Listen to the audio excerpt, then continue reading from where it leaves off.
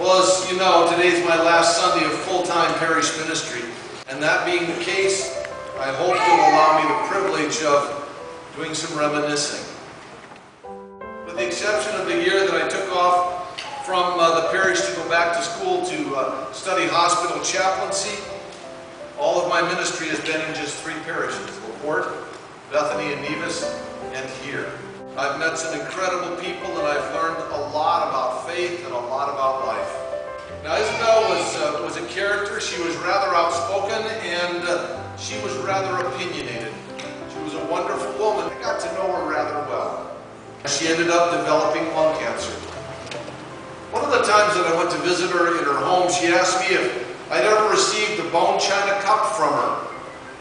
My answer was no, I haven't.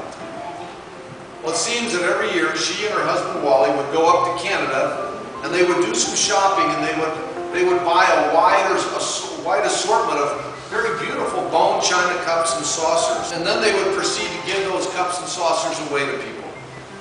So when I said no, she proceeded over to a buffet and she mulled over the assortment that was there for a few minutes, and then she picked out 2. She handed them to me, and this is one of them. She said rather emphatically, "These are to be used. They're not to be put on the shelf to be admired and to collect dust." We use them regularly. You have been gifted by God. Each one of you has been gifted by God with some amazing and wonderful gifts. But God didn't create you to place you on a shelf to sit safely there to be admired by all who see you and to think how beautiful you are. You were created by God to be used, so that others might know the salvation that Jesus Christ won for you on the cross. Sometimes in being used, you get scuffed up a little bit.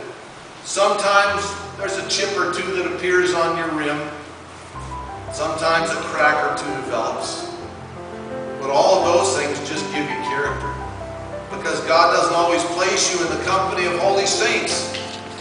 Sometimes God places you in some rather difficult situations and then challenges you to rely on Him alone as you live out your Christian faith.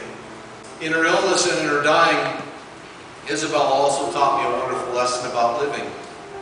I visited her one day toward the end of her life. She was bedridden by that point, and I asked her how she was doing. And her response was clear and was definite. She said, "Dan, I'm living with cancer. I'm not dying from cancer." She made a conscious decision to live with the disease and not give up and die from it. The next person I learned a lot from was Louis.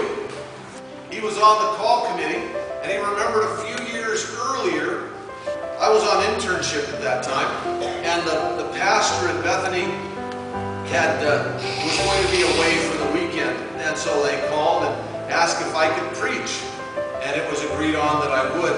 And so I started out to go over to preach that Sunday, and I had an old International Scout.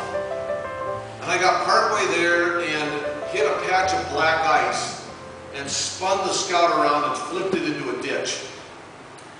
Well, there was a house close by, and so I trudged up to the house. This was in November, I think. And I don't know. And woke up the person who was living in the house and said, "I need to use your phone if I may." So I called Barb and I said, "Barb, I need you to come and pick me up. I just rolled the Scout." And she said, "Are you nuts?" Because Karen was just 2 weeks old. Well, she was gracious enough to get Karen bundled up and herself bundled up, and they came to pick me up. And I got in the car, and she says, "Well, you know, it's been kind of a traumatic morning for you. Why don't you read through your sermon to make sure you're ready?" Well, most of you know I preach from a manuscript.